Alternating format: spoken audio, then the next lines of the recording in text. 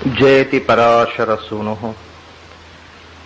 ಸತ್ಯವತಿ ಹೃದಯನಂದನೋ ವ್ಯಾಸಃ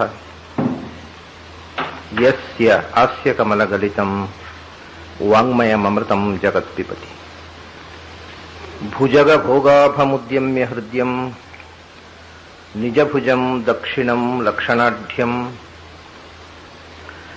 ಲಲಿತಮುದ್ರಿಕ್ತ ವಿಜ್ಞಾನಮುದ್ರಂ ಭಜ ಭಜ ಅನಂತಮಿತ್ಯಾಲಪಂತಂ ಪ್ರಣತವಾನ್ ಪ್ರಾಣಿನಾಂ ಪ್ರಾಣಭೂತಂ ಪ್ರಣತಿಭಿಃ ಪ್ರಣಯೇ ಪೂರ್ಣಬೋಧಂ ಭವದವೋಷ್ಣೇನ ತಾತಪ್ಯಮಾನಾನ್ ಭುವಿ ಪರಂ ನಾಥಮಪ್ರೇಕ್ಷಮಾಣಾನ್ ಭುವನಮನ್ಯೇನ ಚ ಅನ್ಯೇನ ದೋಷ್ಣಾ ಭವತು ಧೀರ್ಮಾ ಇತಿ ನ ಸಾಂತ್ವಯಂತಂ ಪ್ರಣತವಾನ್ ಪ್ರಾಣಿನಾಂ ಪ್ರಾಣಭೂತಂ ಪ್ರಣತಿಭಿಃ ಪ್ರಣಯೇ ಪೂರ್ಣಬೋಧಂ. ನನ್ನ ಅಧ್ಯಾತ್ಮ ಬಂಧುಗಳೇ, ಆಚಾರ್ಯರು ದ್ವಾದಶ ಮೂರ್ತಿಗಳ ಸ್ತೋತ್ರ ಮಾಡಿದ್ದನ್ನು ನಾವು ಅದರ 4 ರೂಪಗಳ ಚಿಂತನವನ್ನು ನಿನ್ನೆ ಮಾಡಿದ್ದೇವೆ. ಇವತ್ತು ನಾವು ನೋಡಬೇಕಾದಂಥ ಮೂರ್ತಿ 5ನೇದು ವಿಷ್ಣು ನಾಮಕವಾದ ಕೇಶವ, ನಾರಾಯಣ, ಮಾಧವ, ಗೋವಿಂದ, ವಿಷ್ಣು. ವಿಷ್ಣು ರೂಪ ಭಗವಂತನ ವಿಷ್ಣು ನಾಮಕವಾದ 2 ರೂಪಗಳಿವೆ. ಮೊದಲು ಜಗತ್ತಿನ ಪಾಲನೆಗೋಸ್ಕರ ಸ್ವೀಕಾರ ಮಾಡಿದ ಒಂದು ರೂಪ ಸೃಷ್ಟಿ ಸ್ಥಿತಿ ಸಂಹಾರ. ಆಮೇಲೆ ದ್ವಾದಶ ಮೂರ್ತಿಗಳಲ್ಲಿ ಸೇರಿದಂಥ ಒಂದು ವಿಷ್ಣು ರೂಪ. ಇದು ದ್ವಾದಶ ಮೂರ್ತಿಗಳಲ್ಲಿ ಸೇರಿದ ವಿಷ್ಣುವನ್ನು ಸಮಷ್ಟಿಯಾಗಿ ಭಗವಂತನನ್ನು ಸ್ತೋತ್ರ ಮಾಡತಕ್ಕಂಥ ಒಂದೊಂದು ನಾಮ ಆ ರೂಪ ವಿಶೇಷದ ನಾಮವೂ ಹೌದು, ಒಟ್ಟಂಗದಲ್ಲಿ ಭಗವಂತನ ನಾಮವೂ ಹೌದು ಅನ್ನುವುದನ್ನು ನಾನು ಹೇಳಿದ್ದೆ. ಅದನ್ನ ವಿಷ್ಣು ನಾಮಕವಾದಂಥ ದ್ವಾದಶ ಮೂರ್ತಿಗಳಲ್ಲಿ ಸೇರಿದ ವಿಷ್ಣು ನಾಮಕವಾದಂಥ ರೂಪವನ್ನು ಸ್ತೋತ್ರ ಮಾಡತಕ್ಕ 2 ಸಾಲುಗಳು. ವಿಷ್ಣು ಸೃಜಿಷ್ಣು ಗ್ರಸಿಷ್ಣು ವಿವಂದೇ ಕೃಷ್ಣ ಸದುಷ್ಣ ವಧಿಷ್ಣ ಸ್ವಧೃಷ್ಣೋ ಅಂತ. ಇದು ಸಂಸ್ಕೃತ ಭಾಷೆಯಲ್ಲಿ ಹೀಗೆ ಪ್ರಯೋಗ ಮಾಡುವ ರೀತಿ ಇಲ್ಲ. ಇದು ಒಂದು ವಿಚಿತ್ರವಾದ ಪ್ರಯೋಗ. ಈಗ ಪ್ರಿಂಟ್ ಆದ ಪಾಠದಲ್ಲಿ ವಿಷ್ಣು ಸೃಜಿಷ್ಣೋ ಗ್ರಸಿಷ್ಣೋ ವಿವಂದೇ ಕೃಷ್ಣ ಸದುಷ್ಣ ವಧಿಷ್ಣೋ ಸ್ವಧೃಷ್ಣೋ ಅಂತ ಇದೆ. ಈಗ ಅದು ಸಂಸ್ಕೃತ ಭಾಷೆಯಲ್ಲಿ ಒಂದು ವಿಷ್ಣು ಅನ್ನುವ ಶಬ್ದದ ಸಂಬೋಧನೆ. ನಾವೀಗ ಕನ್ನಡದಲ್ಲಿ ಆದರೂ ವಿಷ್ಣು ಇಲ್ಲಿ ಬಾ ಅಂತೇವೆ. ವಿಷ್ಣು ಅನ್ನೋದು ಸಂಬೋಧನೆ, ವಿಷ್ಣು ಶಬ್ದದ ಸಂಬೋಧನೆ ವಿಷ್ಣು ಅಂತ ಆಗತ್ತೆ. ವಿಷ್ಣು ಅಲ್ಲ. ಕನ್ನಡದಲ್ಲೇ ಆಗ್ಬೋದು, ವಿಷ್ಣು ಅಂತಲೂ ಕರಿಬಹುದು. ಆದರೆ ಸಂಸ್ಕೃತದಲ್ಲಿ ಸಂಬೋಧನೆ ಒಬ್ಬನ ಕರೆಯುವಾಗ ವಿಷ್ಣು ಅಂತ ಹೆಸರಿನವನಾಗಿದೆ, ಅವನ ಸಂಬೋಧನೆ ಮಾಡೋ ವಿಷ್ಣು ಅಂತ ಹೇಳಬೇಕು. ಆದರೆ ಅದು ಈಗ ಪ್ರಿಂಟ್ ಆದ ಪುಸ್ತಕದಲ್ಲಿ ಹಾಗೆ ಇದೆ, ವಿಷ್ಣು ಸೃಜಿಷ್ಣು ಗ್ರಸಿಷ್ಣು ಅಂತ ಇದೆ. ಆಚಾರ್ಯರು ವಿಷ್ಣು ಸೃಜಿಷ್ಣು ಗ್ರಸಿಷ್ಣು ವಿವಂದೇ ಬರೇ ಆ ಶಬ್ದಗಳನ್ನ ಯಾವ ವಿಭಕ್ತಿಯೂ ಹಾಕಲಿಲ್ಲ, ವಿಭಕ್ತಿಯೇ ಹಾಕಲಿಲ್ಲ, ಸಂಬೋಧನೆ ವಿಭಕ್ತಿಯೂ ಹಾಕದೆ ಬರೇ ಶಬ್ದವನ್ನು ಪ್ರಯೋಗ ಮಾಡಿದ್ದಾರೆ. ವಿಷ್ಣು ಸೃಜಿಷ್ಣು ಗ್ರಸಿಷ್ಣು ಅಂತ. ಸಂಬೋಧನೆ ಹೀಗೆ ಮಾಡಬಹುದೇ ಸಂಸ್ಕೃತದಲ್ಲಿ? ಯಾರೂ ಮಾಡಿಲ್ಲ, ಆಚಾರ್ಯರು ಮಾತ್ರ ಮಾಡಿದ್ದಾರೆ. ಇದಕ್ಕೆ ಈ ರೀತಿ ಮಾಡಬಹುದು ಅನ್ನೋದಕ್ಕೆ ವೈದಿಕವಾದಂತಹ ವ್ಯಾಕರಣದ ಸಮ್ಮತಿಯನ್ನು ಆಚಾರ್ಯರು ಋಗ್ವೇದಕ್ಕೆ ಭಾಷ್ಯ ಬರೆಯುವಾಗ ಹೇಳಿದ್ದಾರೆ.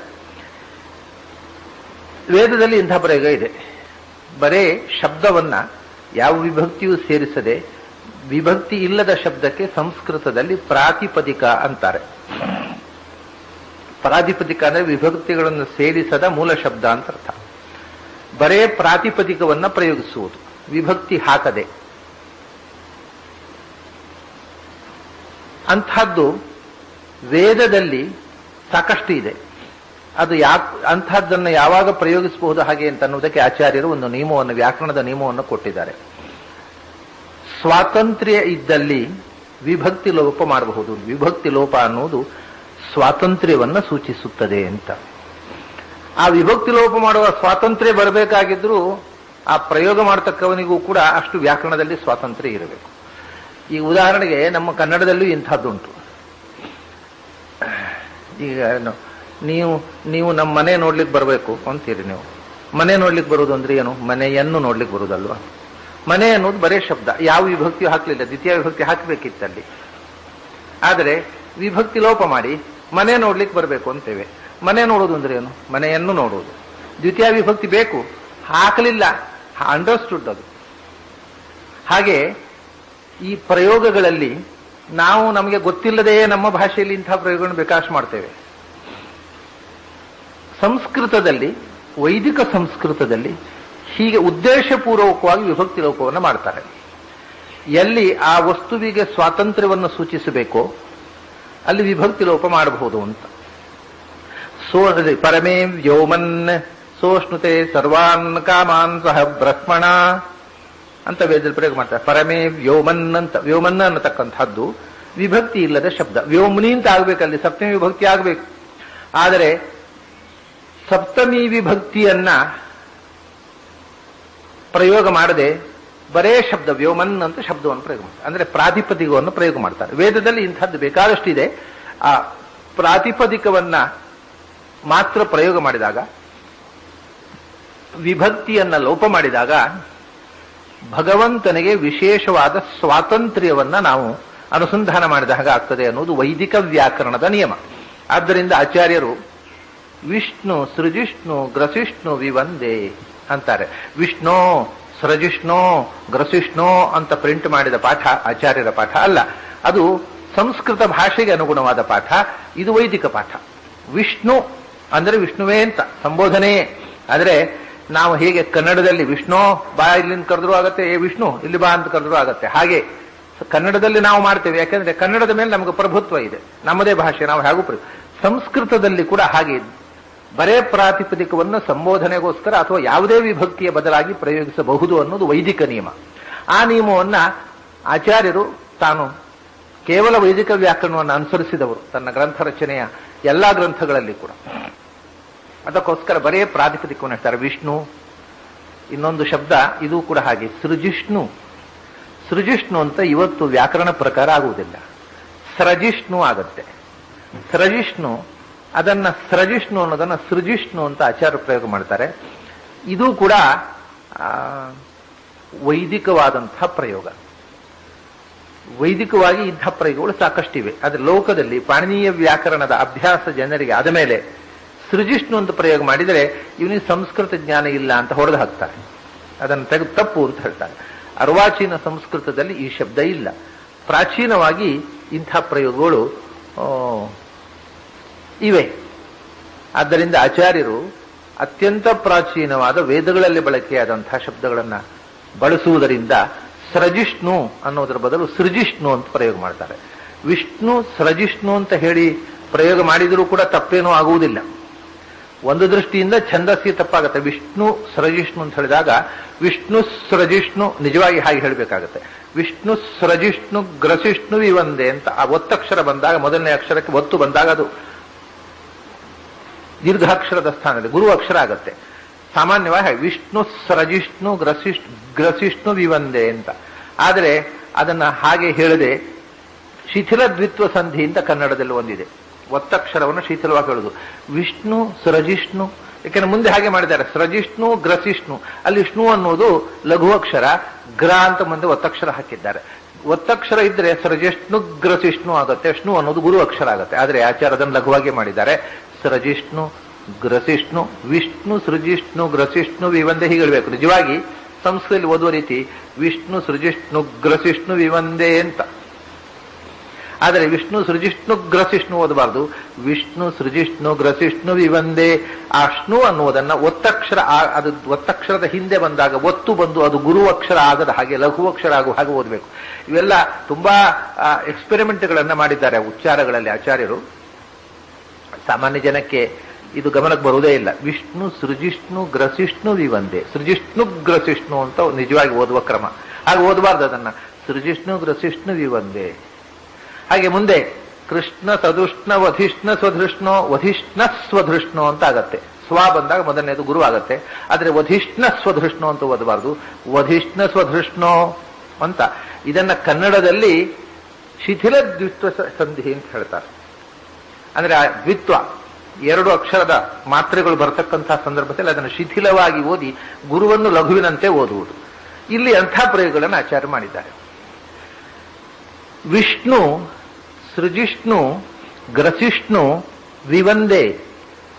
ವಿಷ್ಣು ಭಗವಂತನ ದ್ವಾದಶ ಮೂರ್ತಿಗಳಲ್ಲಿ 5ನೆಯ ಮೂರ್ತಿ. ವಿಷ್ಣು ಅನ್ನುವ ಶಬ್ದಕ್ಕೆ ವೇದದಲ್ಲಿ ಒಂದು ಅರ್ಥ ಇದೆ. ವೇದದಲ್ಲಿ ಹೇಳಿದಂಥ ಅರ್ಥ ಐತರೆಯ ಉಪನಿಷತ್ತಿನಲ್ಲಿ ಹೇಳಿದಂಥ ಅರ್ಥ.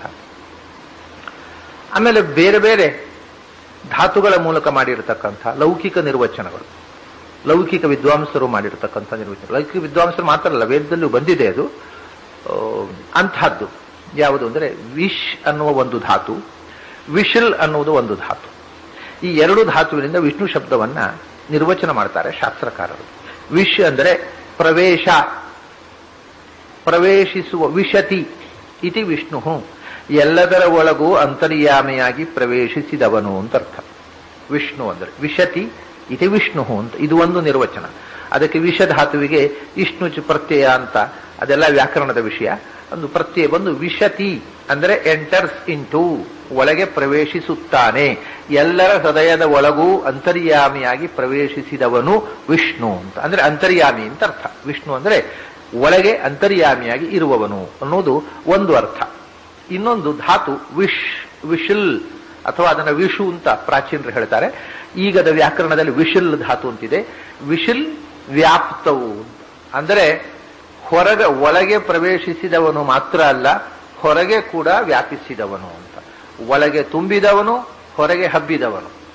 ವೇವೇಷ್ಟಿ, ವಿಶಿಲ್ ಧಾತುವಿನಿಂದ ವೇವೇಷ್ಟಿ ಇತಿ ವಿಷ್ಣು ಅಂತ, ಎಲ್ಲ ಕಡೆ ಹಬ್ಬಿದವನು ಮತ್ತು ಎಲ್ಲರ ಹೃದಯದೊಳಗೆ ತುಂಬಿದವನು, ಅಂತರ್ಯಾಮಿಯಾಗಿ ಒಳಗಿರುವವನು, ಸರ್ವಗತನಾಗಿ ಹೊರಗೂ ಇರುವವನು. ಅಂತರ್ಬಹಿಶ್ಚ ತತ್ಸರ್ವಂ ವ್ಯಾಪ್ಯ ನಾರಾಯಣ ಸ್ಥಿತ ಅನ್ನುವುದು ವಿಷ್ಣು ಶಬ್ದದ ಅರ್ಥ. ಇದು ಸಾಮಾನ್ಯವಾಗಿ ವ್ಯಾಕರಣದ ಹಿನ್ನೆಲೆಯಲ್ಲಿ ಮಾಡತಕ್ಕಂಥ, ವೈಯಾಕರಣರು ವಿಷ್ಣು ಶಬ್ದಕ್ಕೆ ಮಾಡತಕ್ಕಂಥ ಅರ್ಥ. ಇದು ವೇದದಲ್ಲಿ ಸೂಚಿತವಾಗಿದೆ. ಒಳಗೆ ಪ್ರವೇಶಿಸಿದವನು ಅನ್ನೋ, ಎಲ್ಲದರ ಒಳಗೆ ಅನ್ನೋದಕ್ಕೆ ಈ ಸೂಚನೆ ನಾರಾಯಣ ಉಪನಿಷತ್ತಿನಲ್ಲೇ ಇದೆ. ಏನು ಅಂದ್ರೆ, ನಾರಾಯಣನ ವರ್ಣನೆ ಮಾಡುವಾಗ ವಿವೇಶಭೂತಾನಿ ಚರಾಚರಾಣಿ ಅಂತ ನಾರಾಯಣ ಉಪನಿಷತ್ತನ ಒಂದು ಮಾತು. ಚರಾಚರಾತ್ಮಕವಾದಂಥ ಜೀವಜಾತದ ಒಳಗೆ ವಿವೇಶ, ಪ್ರವೇಶ ಮಾಡಿದನು. ಇದು ವಿಷ್ಣು ಶಬ್ದದ ನಿರ್ವಚನವನ್ನೇ ಹೇಳಿರತಕ್ಕಂಥ ಮಾತು. ವಿವೇಶ ಭೂತಾನಿ ಚರಾಚರಾಣಿ ಹೇಳಿ, ತದೇವರ್ತಂ ತದು ಸತ್ಯಮಾಹು ತದೇವ ಬ್ರಹ್ಮ ಪರಮಂ ಕವೀನಾಂ. ಈ ಚರಾಚರಗಳ ಒಳಗೆ ಪ್ರವೇಶ ಮಾಡಿದ್ದರಿಂದಲೇ ವಿಷ್ಣು ನಾಮಕವಾದದ್ದು ಯಾವುದಿದೆಯೋ ಅದೇ. ಮತ್ತೆ ಉಪಸಂಹಾರ ಮಾಡ್ತದೆ ನಾರಾಯಣ ಉಪನಿಷತ್ತು. ತದೇವರ್ತಂ ತದು ಸತ್ಯಮಾಹು ತದೇವ ಬ್ರಹ್ಮ ಪರಮಂ ಕವೀನಾಂ. ಅದಕ್ಕೆ ಋತ ಅಂತ ಹೆಸರು, ಅದಕ್ಕೆ ಸತ್ಯ ಅಂತ ಹೆಸರು. ಅದೇ ಜ್ಞಾನಿಗಳ ದೃಷ್ಟಿಯಲ್ಲಿ ಪರಬ್ರಹ್ಮ ಶಬ್ದ ವಾಚ್ಯವಾಗಿರತಕ್ಕಂಥದ್ದು. ಯಾವುದು ಎಲ್ಲ ಭೂತಗಳ ಒಳಗೆ ಯಾವುದು ವಿಷ ಪ್ರವೇಶ ಮಾಡಿದೆಯೋ, ಅಂದ್ರೆ ಪ್ರವೇಶ ಮಾಡಿದ್ದರಿಂದ ವಿಷ್ಣು ನಾಮಕವಾಗಿದೆಯೋ ಅದೇ ಸಮಸ್ತ ಜೀವಜಾತದ ನಿಯಾಮಕವಾದ ಪರಬ್ರಹ್ಮ ಅಂತ ಜ್ಞಾನಿಗಳ ಅಭಿಪ್ರಾಯ ಅಂತ. ಹೀಗೆ ವಿಷ್ಣು ಶಬ್ದದ ಈ ನಿರ್ವಚನವನ್ನ ವೇದದಲ್ಲೂ ಸೂಚನೆ ಮಾಡಿದ್ದಾರೆ. ಇನ್ನೊಂದು ನಿರ್ವಚನವೂ ವೇದದಲ್ಲಿ ಮಾಡಿದ್ದಾರೆ. ನಾಮಾನಿ ಸರ್ವಾಣಿ ಯಮಾವಿಶಂತಿ ತಂ ವೈ ವಿಷ್ಣು ಪರಮುದಾಹರಂತಿ ಅಂತ ಆಚಾರ್ಯರು ಈ ಶ್ರುತಿಯನ್ನು ಉಲ್ಲೇಖ ಮಾಡಿದ್ದಾರೆ. ಈಗ ನಮಗೆ ಉಪಲಬ್ಧವಾದ ವೇದ ಭಾಗದಲ್ಲಿ ಈ ಶ್ರುತಿ ಇಲ್ಲ. ಬಾಲ್ಯವೇಯ ಶ್ರುತಿ ಅಂತ ಆಚಾರ್ಯರು ಇದಕ್ಕೆ ಹೇಳ್ತಾರೆ. ಬಾಲ್ಯವೇಯ ಶ್ರುತಿ ಈಗ ಉಪಲಬ್ಧವಾಗಿಲ್ಲ, ಅದರಲ್ಲಿ ಈ ವಾಕ್ಯ ಇದೆ ಅಂತ ಆಚಾರ್ಯ ಹೇಳ್ತಾರೆ. ನಾಮಾನಿ ಸರ್ವಾಣಿ ಯಮಾವಿಶಂತಿ, ಎಲ್ಲ ನಾಮಗಳು ಯಾರಲ್ಲಿ ಪ್ರವೇಶ ಮಾಡುತ್ತಾವೋ ಅವನು ವಿಷ್ಣು ಅಂತ. ಹಾಗಾದ್ರೆ ವಿಷ್ಣು ಅನ್ನುವುದಕ್ಕೆ ಇನ್ನೊಂದು ಅರ್ಥ ಆಯ್ತು. ವಿಶಂತಿ ನಾಮಾನಿ ಅಸ್ಮಿನ್ ಇತಿ ವಿಷ್ಣು. ಎಲ್ಲ ಶಬ್ದಗಳು ಯಾರಲ್ಲಿ ವಾಚಕವಾಗಿ ಸೇರಿಕೊಳ್ತಾವೋ ಅಂದ್ರೆ ಸರ್ವಶಬ್ದ ವಾಚ್ಯ ಅನ್ನೋದು ವಿಷ್ಣು ಶಬ್ದದ ಇನ್ನೊಂದು ಅರ್ಥ. ವಿಷ್ಣು ಅಂದ್ರೆ ಸರ್ವಶಬ್ದ ವಾಚ್ಯ, ವಿಷ್ಣು ಅಂದ್ರೆ ಸರ್ವಾಂತರ್ಯಾಮಿ, ವಿಷ್ಣು ಅಂದ್ರೆ ಸರ್ವಗತ. ಇದು ವಿಷ್ಣು ಶಬ್ದದಿಂದ ಹೊರಡತಕ್ಕಂಥ ಅರ್ಥಗಳು. ಈ ನಿರ್ವಚನ ವ್ಯಾಕರಣವನ್ನ ಮೀರಿ ನಿರ್ವಚನ ಹೋಗುತ್ತೆ. ಇದು ವ್ಯಾಕರಣದ ಚೌಕಟ್ಟಿನೊಳಗೆ ಮಾಡಿದಂಥ ನಿರ್ವಚನಗಳು ಇವು. ಅದರ ನಿರ್ವಚನ ಅನ್ನೋದು ಒಂದು ಸ್ವತಂತ್ರವಾದ ಶಾಸ್ತ್ರ.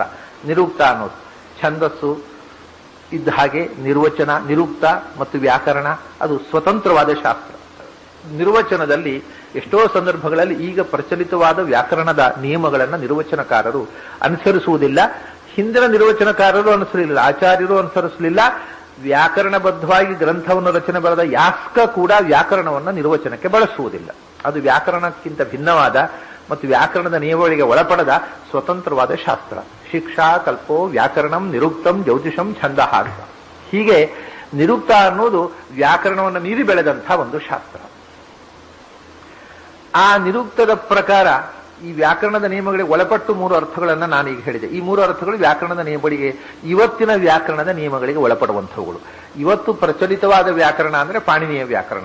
ಅದರ ನಿಯಮಕ್ಕೆ ಒಳಪಡದ ಇನ್ನು ಕೆಲವು ನಿರ್ವಚನಗಳು ಇದಕ್ಕೆ ಇವೆ. ಇನ್ನು ಐತರೆಯ ಉಪನಿಷತ್ನಲ್ಲಿ ಹೇಳಿದ ನಿರ್ವಚನವನ್ನು ಕೊನೆಗೆ ನೋಡೋಣ. ಅದರ ಮೊದಲು ಈಗ ಪ್ರಚಲಿತವಾದಂತಹ ನಿರ್ವಚನಗಳನ್ನು ನೋಡೋಣ. ವಿಷ್ಣು ಅಂದ್ರೆ ವಿಷಣು ಅನ್ನೋದು ವಿಷ್ಣು ಆಯಿತು ಅಂತ ಹೇಳ್ತಾರೆ ಆಚಾರ್ಯರು. ಅದು ವಿಷಣು ಅನ್ನುವುದು 3 ಅಕ್ಷರ. ಅದು ವಿಷ್ಣವೇ ನಮಃ ಅಂತ ಮಂತ್ರ. ವಿಷ್ಣವೇ ನಮಃ ಅನ್ನುವ ಮಂತ್ರ ನೀವು ಎಷ್ಟು ಅಕ್ಷರ ನೀವು ಲೆಕ್ಕ ಮಾಡಿದ್ರೆ ವಿಷ್ಣವೇ ನಮಃ 5 ಅಕ್ಷರ ಅಲ್ವಾ? ಅದಕ್ಕೆ 5 ಅಕ್ಷರ ಅಲ್ಲ, ಅದಕ್ಕೆ ವಿಷ್ಣು ಷಡಕ್ಷರ ಅಂತ ಹೆಸರು. ಅದು ಷಡಕ್ಷರ ಮಂತ್ರ. ಕೃಷ್ಣ ಷಡಕ್ಷರ ಹೇಗೋ ಹಾಗೆ ವಿಷ್ಣು ಷಡಕ್ಷರ ಮಂತ್ರ. ಅದು 6 ಅಕ್ಷರ ಆಗುದು. ಹೇಗೆ? ಅದಕ್ಕೆ ವಿಷ್ಣು ಅನ್ನುವುದನ್ನ 2 ಅಕ್ಷರವಾಗಿ ಪರಿಗಣಿಸಬೇಕು ಅಂತ ಶಾಸ್ತ್ರ. ವಿಷಣವೇ ನಮಃ 6 ಅಕ್ಷರ ಆಯಿತು. ವಿಷಣವೇ ನಮಃ. ಮತ್ತೆ ಅದನ್ನು ಹಾಗೆ ಪಠಿಸುವುದರಿಂದ ಆಗತಕ್ಕಂತಹ ಫಲ ಬೇರೆ. ವಿಷ್ಣುವೇ ನಮಃ ಅಂತ ಸಂಹಿತೆಯಾಗಿ ಅದನ್ನು 2 ಅಕ್ಷರಗಳನ್ನು ಜೋಡಿಸಿ ಪಠಿಸುವುದರಿಂದ ಫಲ ಬೇರೆ. ಅದೆಲ್ಲ ವಿಷಯಗಳು ಮತ್ತೆ ವೇದಾಧ್ಯಯನದಲ್ಲಿ ಬರುತ್ತೆ. ವಿಷ್ಣುವೇ ನಮಃ ಅಂದ್ರೆ ಅದರಿಂದ ಬರತಕ್ಕಂಥ ಫಲವೇ ಬೇರೆ. ವಿಷಣವೇ ನಮಃ ಅಂತ ಪಠಿಸುವುದರಿಂದ ಆಗುವ ಫಲವೇ ಬೇರೆ. ಆದ್ದರಿಂದ ಆಚಾರ್ಯ ಒಂದು ಕಡೆ ಹೇಳ್ತಾರೆ ವಿಷ್ಣವೇ ನಮೋ ವಿಷಣವೇ ನಮೋ ವಿಷ್ಣವೇ ನಮೋ ವಿಷಣವೇ ನಮಃ ಅಂತ ಎರಡನ್ನೂ ಜಪ ಅನುಸಂಧಾನ ಮಾಡಬೇಕು. ವಿಷ್ಣು ವಿಷಣು, ವಿಷ್ಣು ವಿಷಣು ಈ 2 ನಾಮಗಳು ಕೂಡ ಭಗವಂತನ ಸಂಹಿತೆ ಮತ್ತು ಅದನ್ನ ಪ್ರತ್ಯೇಕವಾಗಿ ವಿಸಂಹಿತವಾಗಿ ಹೇಳಬೇಕು ಅನ್ನತಕ್ಕಂಥ ಮಾತು ಅದು ಉಪನಿಷತ್ತಿನ ಉಪಾಸನೆಯಲ್ಲಿ ಬರುತ್ತೆ. ವಿಷಣು ಅಂತ ವೇದವು ನಿರ್ವಚನ ಮಾಡೋದು ವಿಷಣು ಅನ್ನುವ ಶಬ್ದವನ್ನ. ವಿಷಣು ಅನ್ನುವುದರಲ್ಲಿ ಅದನ್ನ ಅಕಾರ ಲೋಪಾಗಿ ವಿಷ್ಣು ಆಯಿತು. ವಿಷಣು ಅಂದ್ರೆ ಇದಕ್ಕೆ ಇನ್ನೊಂದು ವಿಶೇಷವಾದ ಅರ್ಥ ಬಂತೀಗ. ಏನು ಅಂದ್ರೆ ವಿಷನು, ನಮ್ಮ ಸಂಸಾರ ವಿಷಪಾನಿ ಆಚಾರ್ಯರೇ ಒಂದು ಕಡೆ ಹೇಳ್ತಾರೆ, ಸಂಸಾರ ವಿಷಪಾನೇನ ಏ ಮೃತಾಹ ಪ್ರಾಣಿನೋ ಭುವಿ ಅಮೃತಾಯ ಕೃತಃ ಅಂತ.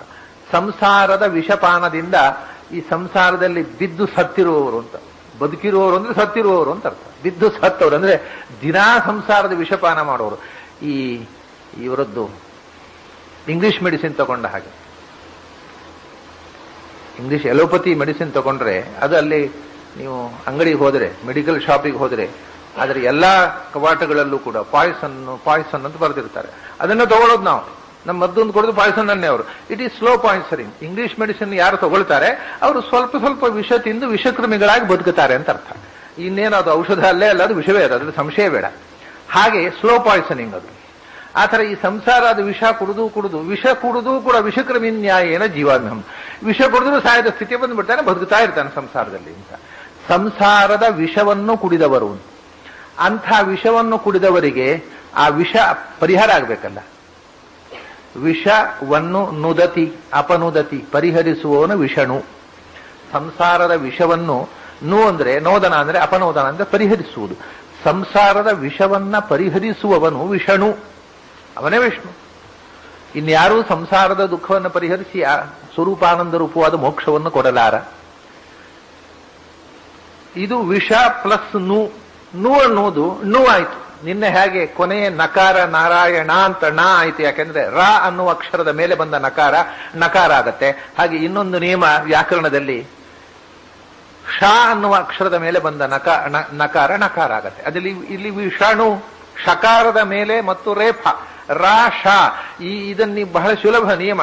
ಇದು ವ್ಯಾಕರಣ ಪಾಠ ಕಲಿಯುವಾಗ ಬಹಳ ಅದರ ಸೂತ್ರ ಕೇಳಿದ್ರೆ ಏನೋ ಒಂದು ಗಂಡಾಂತರ ಕಾಣ್ಬೋದು. ರಷಾಭ್ಯಾಮ್ ನೋಣ ಸಮಾನ ಪದೇ ಅಂತ ವ್ಯಾಕರಣ ಸೂತ್ರ.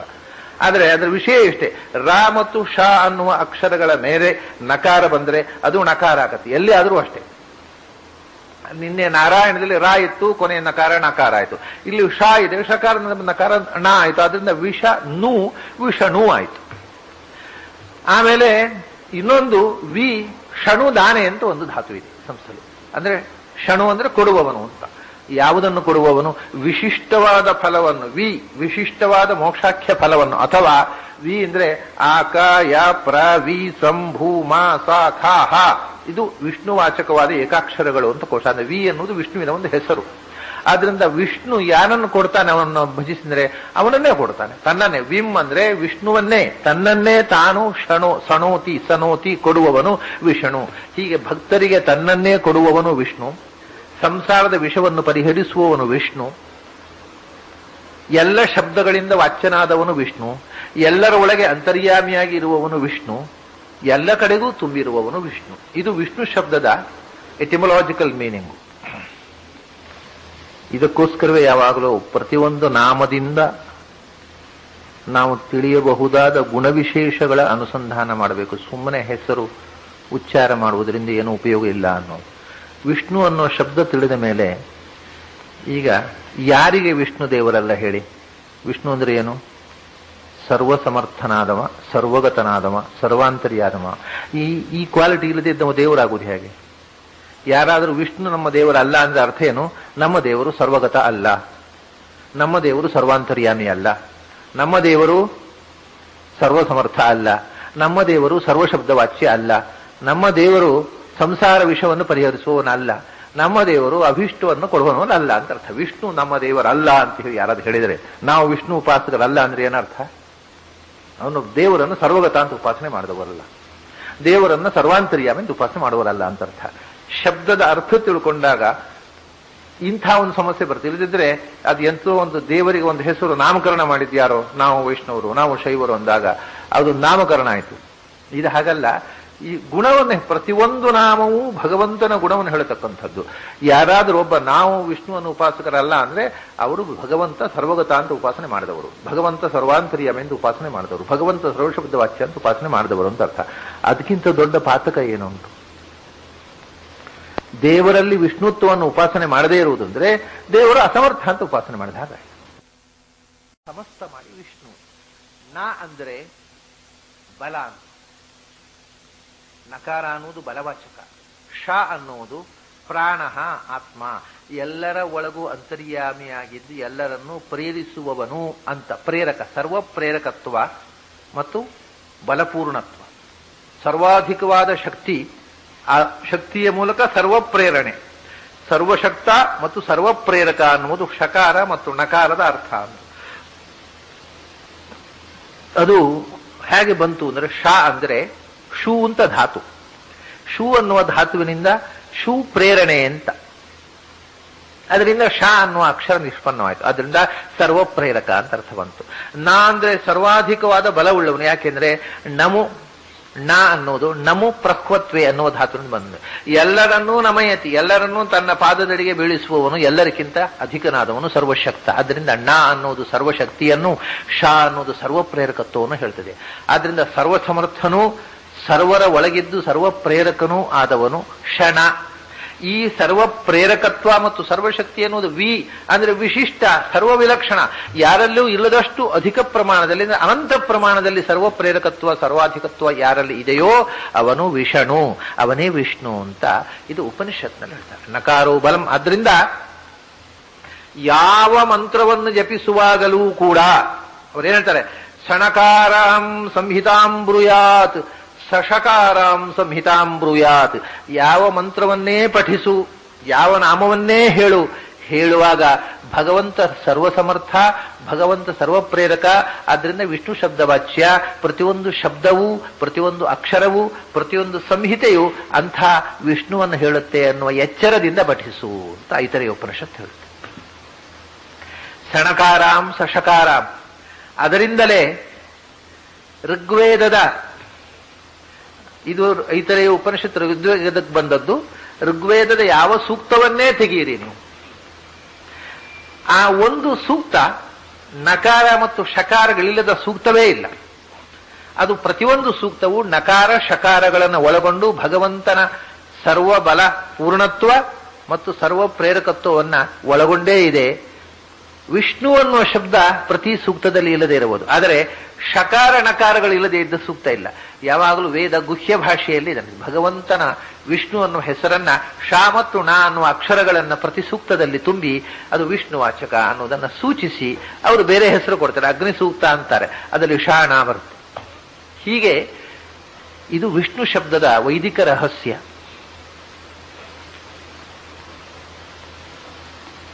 ಸವಿಷ್ಣುರಾಹ ಹಿ ವಿಷ್ಣುರೇವ ಹಿ ತಚ್ಛ್ರುತೇ ತಂ ಬ್ರಹ್ಮೇತ್ಯಾಚಕ್ಷತೆ ಅಥಾತೋ ಬ್ರಹ್ಮ ಜಿಜ್ಞಾಸ ಅಂತ.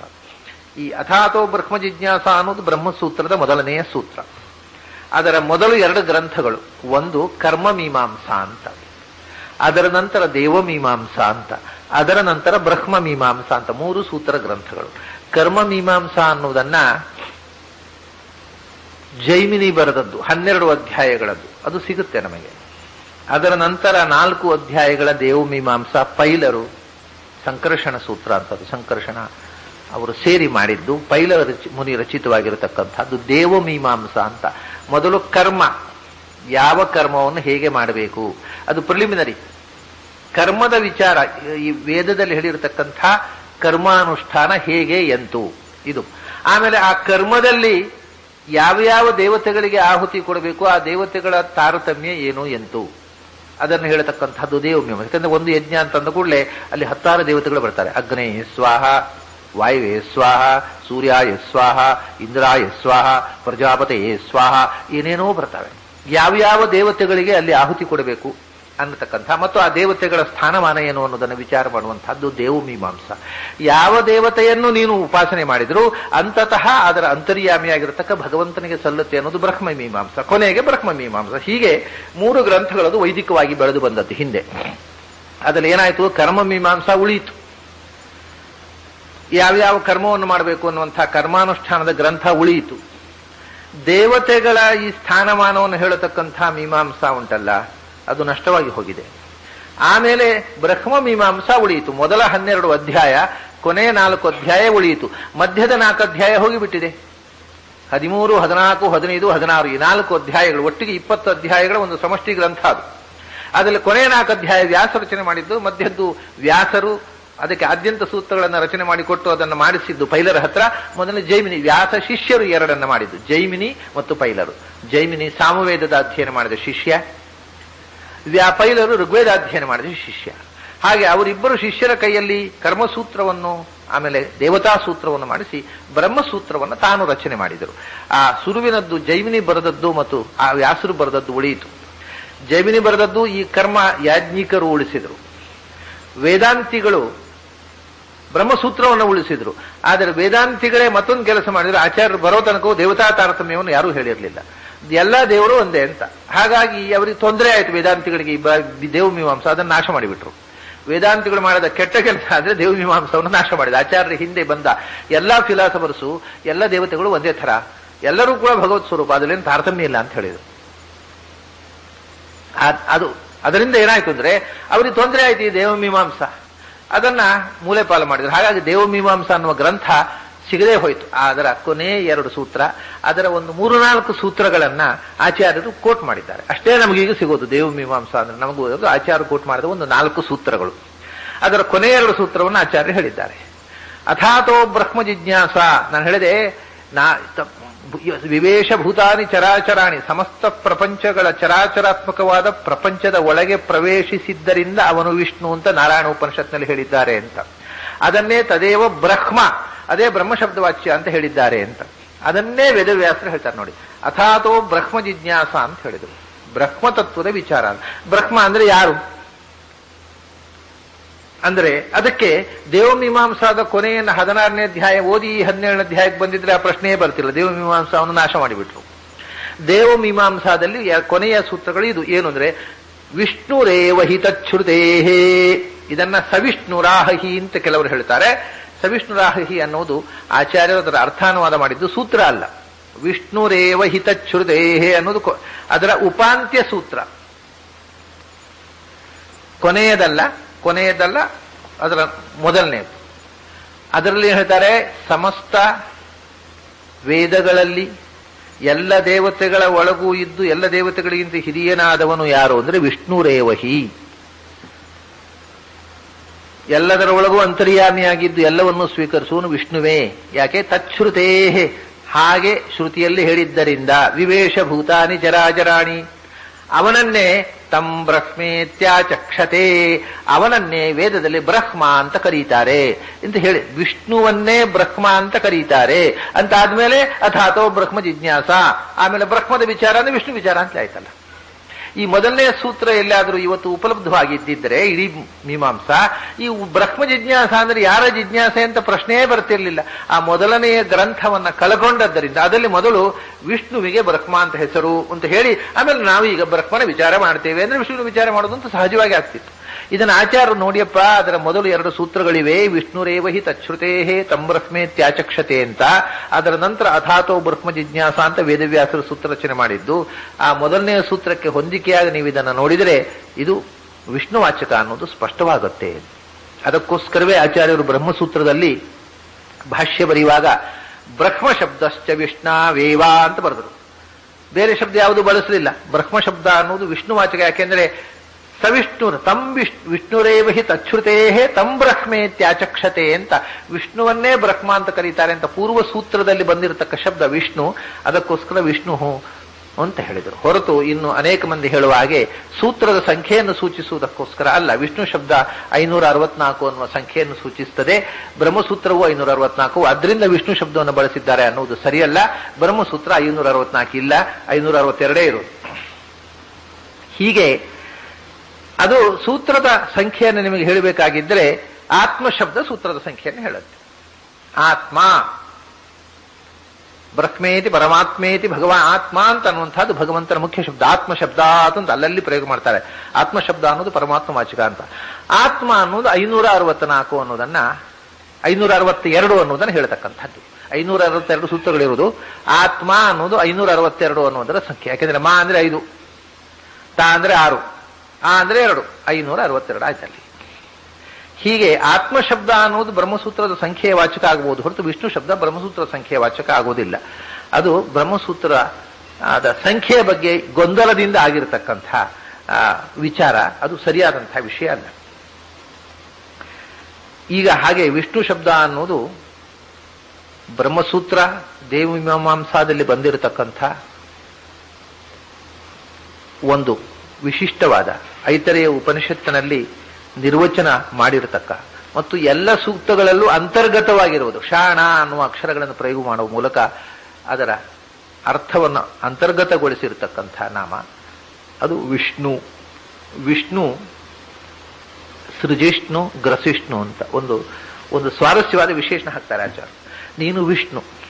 ಸಾಮಾನ್ಯ ಜನರು ಏನು ಹೇಳೋದು, ಬ್ರಹ್ಮ ಸೃಷ್ಟಿ ಮಾಡಿದ, ವಿಷ್ಣು ಪಾಲನೆ ಮಾಡಿದ, ಶಿವ ಸಂಹಾರ ಮಾಡಿದ. ಆಚಾರ್ಯ ನೀನು ವಿಷ್ಣು ಅಲ್ವಾ, ಅಂದ್ರೆ ಪಾಲನೆ ಮಾಡುವಂತಲ್ಲ. ನಾನು ನಿನ್ನೇನು ಉಪವಾಸ ಮಾಡ್ತಾನೆ, ಸೃಜಿಷ್ಣು ಸೃಷ್ಟಿ ಮಾಡುವವನು, ಗ್ರಸಿಷ್ಣು ಸಂಹಾರ ಮಾಡುವವನು ಅಂತ ನಿನ್ನನ್ನೇ ಪಾಲನೆ ಮಾಡುವವನು ನೀನು. ಸೃಷ್ಟಿ ಮಾಡುವವರು ಬೇರೆ, ಸಂಹಾರ ಮಾಡುವವರು ಬೇರೆ ಅಂತ ಕೆಲವರ ಕಲ್ಪನೆದಾಗ ಆಚಾರ ಆ 2 ವಿಷಯ ವಿಷ್ಣು ಸೃಜಿಷ್ಣು ಗ್ರಸಿಷ್ಣು ಅಂತ.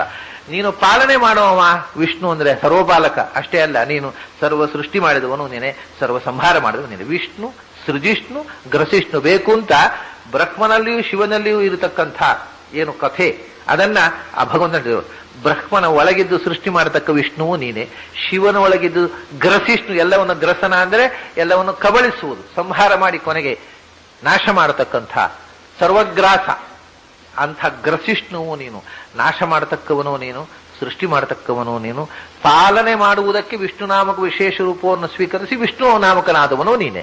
ವಿಷ್ಣುವಿನಲ್ಲೇ ಸೃಷ್ಟಿ ಸಂಹಾರಗಳು ಹೊರತು ಇನ್ಯಾರೋ ದೇವತೆಗಳು ಸೃಷ್ಟಿ ಸಂಹಾರವನ್ನು ಮಾಡುವುದಿಲ್ಲ. ವಿಷ್ಣು ಸೃಜಿಷ್ಣು ಗ್ರಸಿಷ್ಣು. ಇನ್ನೊಂದು ಬಹಳ ತಮಾಷೆ ಇದೆ, ಏನು ಅಂದ್ರೆ ಸೃಜಿಷ್ಣು ಗ್ರಸಿಷ್ಣು ಅಂತ ಒಂದೇ ಶಬ್ದ. ಆದ್ದರಿಂದಲೇ ಸೃಜಿಷ್ಣು ಅಂತ ಹೇಳಿಲ್ಲ ಆಚಾರ್ಯರು, ಅದು ಬೇರೆ ಬೇರೆ ರೀತಿಯಿಂದ ತರ್ಕೊಳ್ಬೇಕು. ಸೃಜಿಷ್ಣು ಗ್ರಸಿಷ್ಣು ಅಂದ್ರೆ ಈ ಜಗತ್ತನ್ನು ಸೃಜಿಷ್ಣು ಸೃಷ್ಟಿ ಮಾಡಬೇಕು ಅಂತ ಬಯಸಿ ಸೃಷ್ಟಿ ಮಾಡಿದವನಿದ್ದಾನಲ್ಲ ಚತುರ್ಮುಖ ಬ್ರಹ್ಮ, ಅವನನ್ನೂ ಗ್ರಸಿಷ್ಣು ನಾಶ ಮಾಡುವನು ನೀನು. ಬ್ರಹ್ಮದೇವರಿಗೂ ಕೊನೆಗೆ ಲಯದಲ್ಲಿ ಮಹಾಕಲ್ಪದಲ್ಲಿ ಸೃಜಿಷ್ಣುವನ್ನೂ ಗ್ರಸಿಷ್ಣು, ಈ ಜಗತ್ತನ್ನು ಸೃಷ್ಟಿ ಮಾಡಿದವ ಅಂತ ಏನು ತಿಳ್ಕೊಳ್ತೀರಿ ನೀವು. ಅಂತಹ ಜಗತ್ ಸೃಷ್ಟಾರ ಅಂತ ಜನ ತಿಳ್ಕೊಂಡಿರ್ತಕ್ಕ ಬ್ರಹ್ಮದೇವರನ್ನೂ ಕೂಡ ಗ್ರಸಿಷ್ಣು ಕೊನೆಗೆ ಗ್ರಾಸ ಮಾಡಿ ಸರ್ವಗ್ರಾಸದಲ್ಲಿ ಯಸ್ಯ ಬ್ರಹ್ಮಚ ಕ್ಷತ್ರಂಚ ಉಭೇ ಭವತ ಓದನಃ ಮೃತ್ಯುರ್ಯಸ್ಯೋಪಸೇಚನಂ ಕಯಿತ್ಥಾ ವೇದ ಯತ್ರ ಸಹ ಕಠೋಪನಿಷತ್ತು. ಬ್ರಹ್ಮಚ ಕ್ಷತ್ರಂಚ, ಯಾರಿಗೆ ಬ್ರಹ್ಮವಾಯುಗಳು ಪ್ರಳಯ ಕಾಲದಲ್ಲಿ 2 ತುತ್ತುಗಳೋ ಮತ್ತು ಮೃತ್ಯು ಅನ್ನೋದು ಬರೇ ಒಂದು ಉಪ್ಪಿನಕಾಯಿಯೋ, ಊಟಕ್ಕೆ ಬರೇ ಉಪಕರಣ, ಅದೊಂದು ತುತ್ತು ಕೂಡ ಅಲ್ಲ. ಅಂಥ ಭಗವಂತನನ್ನು ಯಾರು ತಿಳಿಯಬೇಕು ಅಂತ ಯಮ ಹೇಳಿದ. ಬ್ರಹ್ಮಚ ಕ್ಷತ್ರಂಚ ಅಂತಂದ್ರೆ ಬ್ರಹ್ಮವಾಯುಗಳು, ಮೃತ್ಯು ಅಂದರೆ ರುದ್ರದೇವರು ಮತ್ತು ಯಮ ಎಲ್ಲರೂ ಬಂತು. ಹೀಗೆ ಬ್ರಹ್ಮದೇವರನ್ನು ಪ್ರಳಯ ಕಾಲದಲ್ಲಿ ಸಂಹಾರ ಮಾಡತಕ್ಕಂಥ ಶಕ್ತಿಯನ್ನು ಗ್ರಸಿಷ್ಣು, ಸೃಜಿಷ್ಣು, ಗ್ರಸಿಷ್ಣು. ಆಮೇಲೆ ವಿಷ್ಣು ಸೃಜಿಷ್ಣು ಅನ್ನತಕ್ಕಂಥದ್ದು ವಿಷ್ಣು ಹೇಳದೆ ವಿಷ್ಣು ಸೃಜಿಷ್ಣು ಅಂತ ಹೇಳಿದ್ರಲ್ಲ, ಅದಕ್ಕೊಂದು ಕಾರಣ ಇದೆ. ಭಗವಂತ ತಾನೇ ತನ್ನ ಮೂಲ ರೂಪದಿಂದ ವಿಷ್ಣು ರೂಪವನ್ನ ಪಾಲನೆಗೋಸ್ಕರ ಸೃಷ್ಟಿ ಮಾಡಿಕೊಂಡ ಅಂತ ಹೇಳ್ತಾರೆ. ಆದ್ರಿಂದ ವಿಷ್ಣು ನಾಮಕ ರೂಪವನ್ನು ಸೃಷ್ಟಿ ಮಾಡಿದವನು ವಿಷ್ಣು ಸೃಜಿಷ್ಣು. ಹೀಗೆ ಆ ಶಬ್ದಗಳನ್ನ ಬೇರೆ ಬೇರೆ ರೀತಿಯಿಂದ ಅರ್ಥ ಮಾಡಲಿಕ್ಕೆ, ಅನುಸಂಧಾನ ಮಾಡಲಿಕ್ಕೆ ಅನುಕೂಲ ಆಗಬೇಕು ಅಂತ ಬರೇ ಪ್ರಾತಿಪದಿಕವನ್ನು ಪ್ರಯೋಗ ಮಾಡಿದ ಆಚಾರ್ಯರು. ವಿಷ್ಣು ಸೃಜಿಷ್ಣು ಅಂತ ಮಾಡಲಿಲ್ಲ. ಹಾಗೆ ಮಾಡಿದ್ರೆ ತಾಳವು ತಪ್ಪುತ್ತೆ, ಮಾತ್ರೆ ತಪ್ಪುತ್ತೆ. ವಿಷ್ಣು ಸೃಜಿಷ್ಣು ಗ್ರಸಿಷ್ಣು ವಿವಂದೇ ಅಂತ ಅನ್ನೋದು ಅದು ಸರಿಯಾಗಿ ಮಾತ್ರಾಬದ್ಧವಾಗಿದೆ. ಅದು ವಿಷ್ಣು ಸೃಜಿಷ್ಣು ಗ್ರಸಿಷ್ಣು ವಿವಂದೇ ಅಂದ್ರೆ ಎಲ್ಲಿಗೋ ಹೋಗುತ್ತೆ. ಅದು ಯಾವ ತಾಳಕ್ಕೂ ಯಾವ ಮಾತ್ರೆಯೂ ಸಿಗುವುದಿಲ್ಲ. ವಿಷ್ಣು ಸೃಜಿಷ್ಣು ಗ್ರಸಿಷ್ಣು ವಿವಂದೇ. ವಿವಂದೇ ಅಂತ ಅನ್ನೋದನ್ನ, ವಿವಂದೇ ಅಂದ್ರೆ ವಿಶೇಷವಾಗಿ ಸ್ತೋತ್ರ ಮಾಡ್ತೇನೆ, ವಿಶೇಷವಾಗಿ ನಮಸ್ಕಾರ ಮಾಡ್ತೇನೆ ಅಂದ್ರೆ ವಿಶಿಷ್ಟವಾದ ನಮಸ್ಕಾರ. ನಿನ್ನೆ ಹೇಳಿದೆ, ಭಕ್ತಿ ಶ್ರದ್ಧಾ ಪೂರ್ವಕವಾಗಿ ಎಲ್ಲಕ್ಕಿಂತ ವಿಶಿಷ್ಟ, ಎಲ್ಲಕ್ಕಿಂತ ವಿಲಕ್ಷಣ. ಆದ್ರಿಂದ ವಿ ಅಂತ ಅವನ ಹೆಸರು ಹೌದು. ಅದರಿಂದ ವಿ ಅನ್ನುವ ಶಬ್ದದಿಂದ ಎಲ್ಲ ಅದು ಸಂಬೋಧನೆ. ಹೇ ವಿಷ್ಣು, ಹೇ ಸೃಜಿಷ್ಣು, ಹೇ ಗ್ರಸಿಷ್ಣು, ಹೇ ವಿ, ಅದು ಬರೇ ಪ್ರಾತಿಪದಿಕ ಸಂಬೋಧನೆ. ವಿ ಅನ್ನುವುದು ಭಗವಂತನ ಒಂದು ವಿಶಿಷ್ಟವಾದ ನಾಮ. ಇದು ವಿಷ್ಣು ಅನ್ನುವಲ್ಲಿ ವಿ ಇದೆ. V is an abbreviation of Vishnu. ಈ ಎಲ್ಲ ವಿಧದಿಂದಲೂ ವಿ ಅನ್ನೋದು ಭಗವಂತನ ಹೆಸರು. ವಿಷ್ಣು ಸೃಜಿಷ್ಣು ಗ್ರಸಿಷ್ಣು ವಿವಂದೇ. ಕೃಷ್ಣ ಸದುಷ್ಣ ವಧಿಷ್ಣ ಸ್ವಧೃಷ್ಣೋ. ಅವನೇ ನೀನು ಕೃಷ್ಣನಾಗಿ ಬಂದೆ. ಕೃಷ್ಣ ವರ್ಣಂ ಗಲವು ಕೃಷ್ಣಂ ಸಾಂಗೋಪಾಂಗಂ ಸ ವಾರ್ಷದಂ ಅನ್ನತ್ತೆ ಭಾಗವತ. ನೀನು ಕೃಷ್ಣನಾಗಿ ಬಂದಿ. ನೋಡಿ, ಕೃಷ್ಣ ಮತ್ತು ವಿಷ್ಣು ಇಲ್ಲಿ ಕೊನೆಯ ಅಕ್ಷರ ಶಾಣ ಎರಡರಲ್ಲೂ ಇದೆ. ಕೃಷ್ಣ ಅಂತಂದ್ರೆ ತುಂಬಾ ಅರ್ಥ ಅದಕ್ಕೆ. ಇಡೀ ಕೃಷ್ಣಾವತಾರದ ಕಥೆ ಆ ಶಬ್ದದಲ್ಲಿದೆ. ಬಹಳ ವಿಚಿತ್ರ. ಒಂದು ಕೃಷ್ಣ ಅಂದ್ರೆ ಕಪ್ಪು, ಅದು ಉಂಟಲ್ಲ ನೋಡುವಾಗ.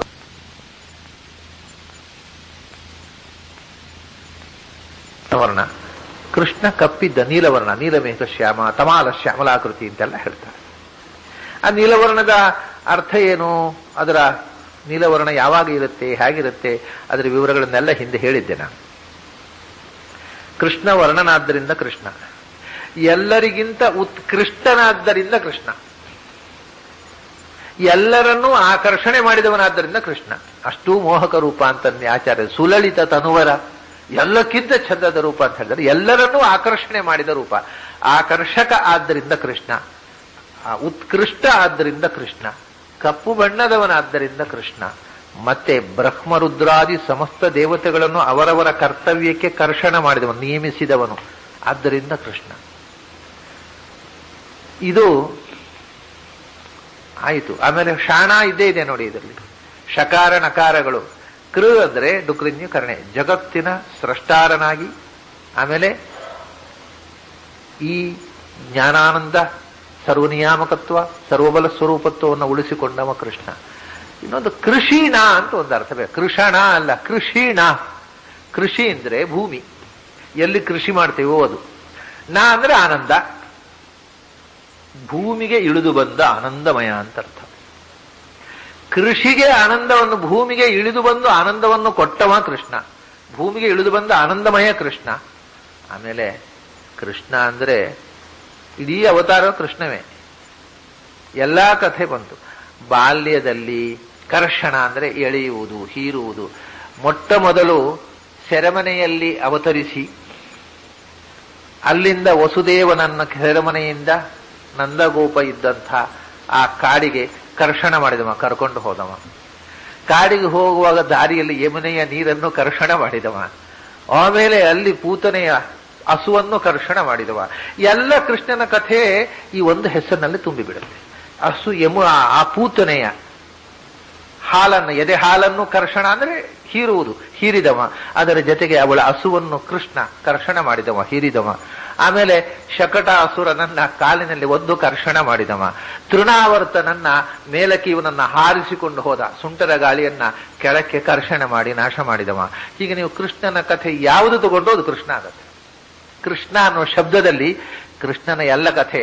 ಆಮೇಲೆ ಬೆಳೆದು ಆ ಅಲ್ಲಿ ವೃಂದಾವನದ ಗೋಪಿಯರಿಗೆಲ್ಲ ಆಕರ್ಷಕನಾದ, ಗೋಪಿಯರ ಮನಸ್ಸನ್ನು ಕರ್ಷಣ ಮಾಡಿದ, ಗೋಪಿಕಾಸ್ತ್ರೀಯ ಮನೆಯಲ್ಲಿದ್ದಂತಹ ಬೆಣ್ಣೆಯನ್ನು ಕರ್ಷಣ ಮಾಡಿದ, ಗೋಪಿಕಾಸ್ತ್ರೀಯರ ಬಟ್ಟೆಯನ್ನು ಕರ್ಷಣ ಮಾಡಿದ, ಕೊನೆಗೆ ಅಲ್ಲಿಗೆ ಹೋಗಿ ಬಿಲ್ಲ ಹಬ್ಬದಲ್ಲಿ ಬಿಲ್ಲನ್ನು ಕರ್ಷಣ ಮಾಡಿದ, ಕೊನೆಗೆ ಕಂಸನನ್ನೇ ಕರ್ಷಣ ಮಾಡಿದ. ಏನು ಇಡೀ ಕೃಷ್ಣ ಕಥೆ ಅನ್ನೋದು ಈ ಅಕ್ಷರದಲ್ಲಿ ತುಂಬಿದೆ. ಭಾರಿ ಅದ್ಭುತವಾದ ಹೆಸರಿದು. 1-2 ಅಕ್ಷರ ನೀವು ಕೃಷ್ಣ ಅನ್ನೋದನ್ನು ಮನಸ್ಸಿನಲ್ಲಿ ಯೋಚನೆ ಮಾಡಿದರೆ ಇಡೀ ಭಾಗವತದ ಕಥೆ ಅದರಲ್ಲಿ ಬಂದುಬಿಡುತ್ತೆ. ಕೊನೆಗೆ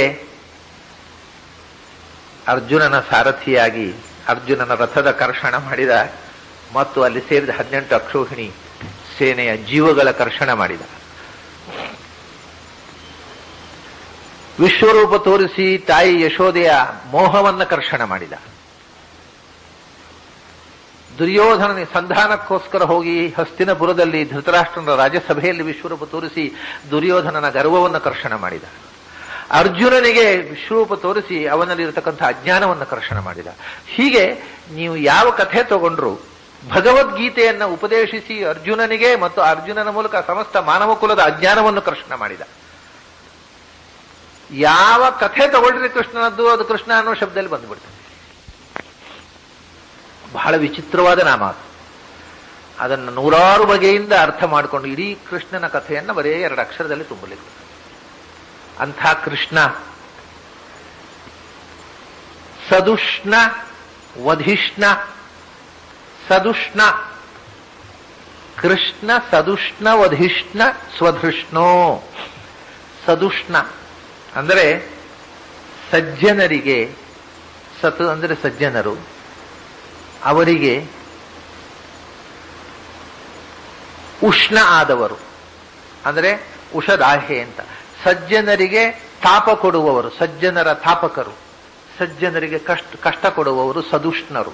ಅವರನ್ನ ವಧಿಷ್ಣ. ವಧಿಷ್ಣ ಅಂತ ಆಚಾರ್ಯ ಪ್ರಯೋಗ ಮಾಡಿದ್ದಾರೆ. ವಧಿಷ್ಣ ಅನ್ನೋದು ಈಗ ಸಂಸ್ಕೃತದಲ್ಲಿ ಪ್ರಯೋಗ ತಪ್ಪುವುದು. ಈಗ ವ್ಯಾಕರಣದ ಪ್ರಕಾರ ಹಾಗೆ ರೂಪ ಆಗುವುದಿಲ್ಲ. ಆಚಾರ್ಯರು ಮಾತ್ರ ಆ ಪ್ರಯೋಗ ಮಾಡಬಲ್ಲರು. ಯಾಕೆಂದರೆ ವಧಿಷ್ಣು ಅಂತ ಈಗ ಇರೋದು ಶಬ್ದ. ವಧಿಷ್ಣ ಶಬ್ದ ಸಂಸ್ಕೃತದಲ್ಲಿ ಈಗ ಇಲ್ಲ. ಆಚಾರ್ಯರು ವಧಿಷ್ಣ ಅಂತ ಪ್ರಯೋಗ ಮಾಡ್ತಾರೆ. ಇದಕ್ಕೆ ಆಚಾರ್ಯ ಪ್ರಯೋಗ ಮಾಡ್ಲಿಕ್ಕೆ ನಿಮಗೆ ಗಮಕ ಕೃಷ್ಣನೇ ಮೊದಲು ತೋರಿಸಿಕೊಟ್ಟವ. ಯಾಕೆಂದ್ರೆ ಕೃಷ್ಣ ತನ್ನ ಮಗನಿಗೆ ಚಾರುದೇಶ್ನ ಅಂತ ಹೆಸರಿಟ್ಟಿದ್ದ. ಚಾರುದೇಶ್ನ ಅಂತ ಸಂಸ್ಕೃತದಲ್ಲಿ ರೂಪ ಆಗುವುದು ದೇಶ್ನ ಅಂತ ರೂಪ ಆಗುವುದಿಲ್ಲ, ದೇಶ್ನೋ ಅಂತ ರೂಪ ಆಗುವುದು. ಹಾಗಾದ್ರೆ ಈ ವ್ಯಾಕರಣ ಪಂಡಿತರ ರೂಪ ತಪ್ಪು ಅಂತ ಭಗವಂತನೇ ತೋರಿಸಿದ. ದೇಶ್ನೋ ಅಂತ ಹೆಸರಿಡ್ಲಿಲ್ಲ, ಚಾರುದೇಶ್ನು ಅಂತ ಹೆಸರಿಡಲಿಲ್ಲ, ಚಾರುದೇಶ್ನ ಅಂತಿಟ್ಟ. ವ್ಯಾಕರಣ ಪ್ರಕಾರ ದೇಶ್ನು ಅಂತ ರೂಪ ದೇಶ್ನ ಆಗುವುದಿಲ್ಲ. ಅದು ಆಚಾರ್ಯರು ಹಾಗೆ ದೇಶ್ನುವನ್ನು ಕೃಷ್ಣ ದೇಶ್ನ ಮಾಡಿದ, ವಧಿಷ್ಣುವನ್ನು ಆಚಾರ್ಯರು ವಧಿಷ್ಣ ಮಾಡಿದರು. ಇದು ಮೂಲ ಸಂಸ್ಕೃತ. ವಧಿಷ್ಣ ಅಂದ್ರೆ ಕೊಲ್ಲಲಿಚ್ಛಿಸುವವನು, ಕೊಲ್ಲುವವನು ಅಂತ, ಕೊಲ್ಲಬಲ್ಲವನು ಅಂತ. ಯಾರು ಸಜ್ಜನರಿಗೆ ಉಷ್ಣರೋ ಅಂದ್ರೆ ತಾಪಕರನ್ನು ಕೊಡುವವರೋ, ಸಜ್ಜನರಿಗೆ ಸಂತಾಪಕರೋ ಅವರನ್ನು ನಾಶ ಮಾಡುವವನು ಸದುಷ್ಣ ವಧಿಷ್ಣ. ಆಮೇಲೆ ಸದುಷ್ಣ ಇಷ್ಟು ಒಂದು ಪ್ರತ್ಯೇಕ ನಾಮ. ವಧಿಷ್ಣ ಅನ್ನೋದು ಬೇರೆ ನಾಮವೂ ಆಗಬಹುದು. ಸದುಷ್ಣ ಅಂದ್ರೆ ಸತ್ ಅಂದ್ರೆ ವಿಷಾದ ಸಂಸ್ಕೃತದಲ್ಲಿ, ದುಃಖ, ಅದನ್ನ ಸತ್ ಅಂತಾರೆ. ಸಾದ ವಿಷಾದ, ದುಃಖ, ಸಾಂಸಾರಿಕವಾಗಿರತಕ್ಕಂಥ ಈ ದುಃಖ ವಿಷಾದಗಳೇ, ಅಥವಾ ಸತ್ ಅಂದ್ರೆ ಇದು ಸಾಂಸಾರಿಕವಾಗಿರತಕ್ಕಂಥ ದುಃಖ ವಿಷಾದಗಳ ಬಂಧನ, ಸಂಸಾರ ಬಂಧನ. ಅಥವಾ ಸತ್ಯವಾದ ಈ ಪ್ರಪಂಚ. ಸತ್ ಅಂದ್ರೆ ಇರುವಂಥದ್ದು, ಇವನ ಪ್ರಾರಬ್ಧ ಕರ್ಮದಿಂದ ಇವನಿಗೆ ನಿಜವಾಗಿಯೂ ಇರತಕ್ಕಂಥದ್ದು. ಇದು ಭ್ರಮೆ ಅಲ್ಲ, ಸತ್ಯವಾದ ಸಂಸಾರ. ಸತ್ ಸತ್ಯಂ, ಸತ್ಯಸ್ಯೋ ಅಸ್ಯ ಮಹಿಮಾ. ಈ ಭಗವಂತನ ಮಹಿಮೆ ವಿಸ್ತಾರ ರೂಪವಾಗಿರತಕ್ಕ ಸತ್ಯವಾದ ಆದರೆ ದುಃಖಮಯವಾದ ಪ್ರಪಂಚವನ್ನ ಸತ್ ಅಂತಾರೆ. ಆ ಪ್ರಪಂಚ ವಿಷಾದ, ಭಕ್ತರ ಸತ್ ಅಂದ್ರೆ ವಿಷಾದವನ್ನ, ದುಃಖವನ್ನ, ದುಃಖ ರೂಪವಾದ ಸಂಸಾರವನ್ನ ಸುಡುವುದಕ್ಕೆ ಉಷ್ಣ, ತಾಪಕ, ಅದನ್ನು ಸುಟ್ಟು ತೆಗೆಯುವವನು, ಸುಡುವಂಥ ರೂಪ ಸದುಷ್ಣ. ಆಮೇಲೆ ವಧಿಷ್ಣ ಅಂತಂದ್ರೆ ದೋಷಗಳನ್ನ ನಾಶ ಮಾಡತಕ್ಕಂಥವನು ಅನ್ನೋದು ಅದು ಸ್ಪಷ್ಟ. ಕೃಷ್ಣ ಸದುಷ್ಣ ವಧಿಷ್ಣ ಸ್ವಧೃಷ್ಣೋ. ಧೃಷ್ಣು ಅಂದರೆ ದಿಟ್ಟ ಅಂತ ಕನ್ನಡದಲ್ಲಿ ಹೇಳ್ತೇವಲ್ಲ, ಅದನ್ನೇ ಸಂಸಲಿ ಧೃಷ್ಟ ಅಂತಾರೆ. ಒಳ್ಳೆ ದಿಟ್ಟತನದಿಂದ, ಅಂದ್ರೆ ದಿಟ್ಟ ಅಂದ್ರೆ ಬ್ರೇವ್ ಅಂತ. ಆ ದಿಟ್ಟತನ ಉಳ್ಳವನು ಧೃಷ್ಣು. ಆದರೆ ಭಕ್ತರನ್ನ ರಕ್ಷಿಸುವಲ್ಲಿ, ದುಷ್ಟರನ್ನ ಶಿಕ್ಷಿಸುವಲ್ಲಿ ಅತ್ಯಂತ ಧೃಷ್ಟತನವನ್ನ ಅಂದ್ರೆ ಮಹಾ ಸಾಮರ್ಥ್ಯವನ್ನ ವ್ಯಕ್ತಗೊಳಿಸಿದವ. ಆ ಸಾಮರ್ಥ್ಯ ಅಂತದು ಸ್ವರೂಪಭೂತವಾದ ಸಾಮರ್ಥ್ಯ. ಅಂತಹ ಸ್ವಧೃಷ್ಣು, ಸ್ವ ಅಂದ್ರೆ ಸ್ವರೂಪಭೂತವಾದ ಸಾಮರ್ಥ್ಯ ಉಳ್ಳವ, ಸ್ವ ಅಂದ್ರೆ ಸ್ವತಂತ್ರನಾದವ, ಸ್ವ ಅಂದ್ರೆ ಸ್ವೀಯರು, ತನ್ನವರು ಯಾರು ತನ್ನ ಭಕ್ತರು ಅವರ ರಕ್ಷಣೆಯಲ್ಲಿ ದಿಟ್ಟತನವನ್ನು ತೋರುವವನು ಅಂತ. ಕೃಷ್ಣ ಸದುಷ್ಣ ವಧಿಷ್ಣ ಸ್ವಧೃಷ್ಣೋ. ಹೀಗೆ ವಿಷ್ಣು ಶಬ್ದದ ಅರ್ಥವನ್ನ ನಾವು ನೋಡಿದೆವು.